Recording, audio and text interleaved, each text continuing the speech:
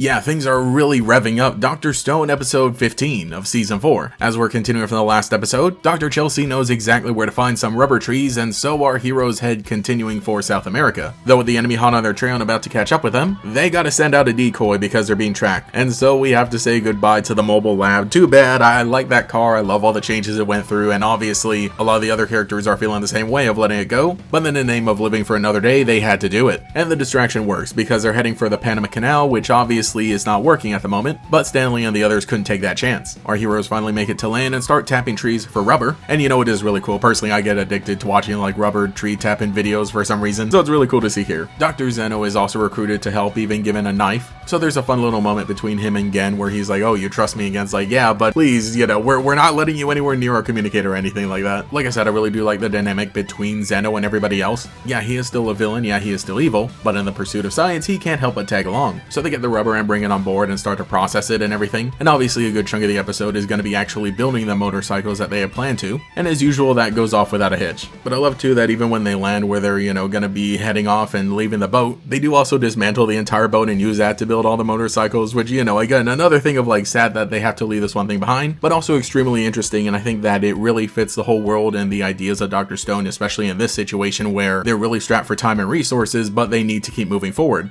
The next day when Stanley and everyone else catch up to them, they launch the bikes and there's a whole cool fun chase sequence that the episode ends off on. And of course it is also funny just seeing like, you know, because certain characters can drive and certain other characters can't. There's a good moment with Carlos also. We know that he was a driver, you know, in the old world, but now that he's part of the Kingdom of Science, he can really put a lot of those skills to good use. Working with Ryusei to kick up a dust cloud and serve as some cover. Stanley is able to get some shots in, being careful not to harm Dr. Zeno, but injuring some of the strongest fighters. And while the plane does take off, they did sabotage it before, so I just love everything coming together. I think this one is honestly one of my favorite sequences in a long time. Obviously though, the dogfight from the first half of the season is great too. I forgot about that, that was a while ago. But I really do love that now we're getting to see a lot of the cool steampunky vehicles here. We can really do a lot in this season. So the episode ends off on that note. Oh, also Dr. Zeno was using Morse code while blinking to communicate. Honestly, they shouldn't have kept him toward the back. The meat shield was a fine idea, but very dangerous. He was planning it all along. So let me know what you think in the comments.